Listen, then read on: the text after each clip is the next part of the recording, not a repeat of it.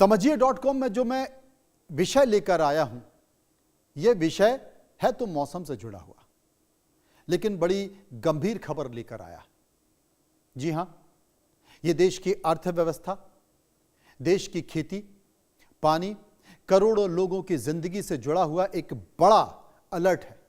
मौसम विभाग ने साफ संकेत दे दिए हैं कि इस साल बारिश सामान्य से करीब 10% कम रहने वाली है, यानी कि आपके खेत सूखे रहने वाले हैं, बांध आपके खाली रहने वाले हैं और कई राज्यों में तो सूखे जैसे हालत बनने वाले, सूखा पड़ने वाला है।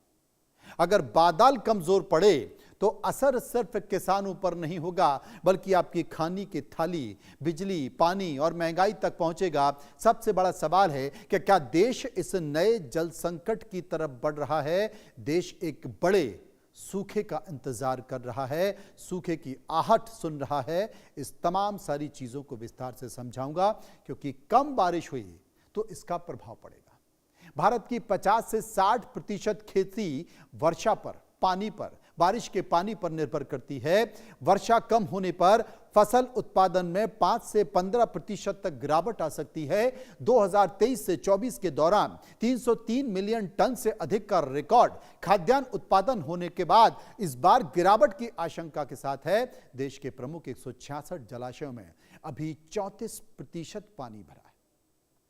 इससे 2027 की गर्मी की तुलना में बेहतर स्थिति है, लेकिन वर्षा कम होने पर बिजली उत्पादन और सिंचाई प्रभावित हो सकती है। जीडीपी 1% से 2% तक गिर सकती है। ग्रामीण मांग पर 0.5 और इसके साथ साथ 1% तक नकारात्मक प्रभाव पड़ सकता है।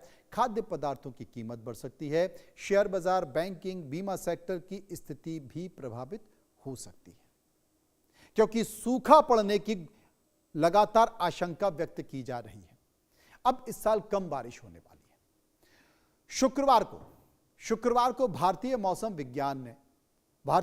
विज्ञान विभाग ने मानसून पर एक बड़ी भविष्यवाणी करते हुए कहा कि इस साल सामान्य से भी कम बारिश होने जा रही है। मौसम विभाग की यह भविष्यवाणी लोगों की चिंता बढ़ाने वाली है, लेकिन साथ ही यह भी तय है कि जब बारिश शुरू नहीं होती है तब तक आपको गर्मी से राहत भी नहीं मिलने वाली है। आमतौर पर मानसून सीजन 1 जून के आसपास शुरू होता है, लेकिन पिछले साल मानसून 1 जून 2025 से 8 दिन पहले यानी कि 24 मई को ही केरल के तट पर पहुंच गया था और जो मानसून की स्थिति है वो औसत से 9 दिन पहले 29 जून को पूरे देश को कवर कर लिया था। भारत मौसम विभाग ने इस साल जून से सितंबर के बीच दक्षिण पश्चिमी मानसून सीजन के दौरान देश के अधिकतर हिस्सों में औसत से कम बारिश होने का पूर्वानुमान यानी कि पहले से यह अंदाजा लगा लिया है कि अब सूखा पड़ने वाला है देश के कई हिस्सों में।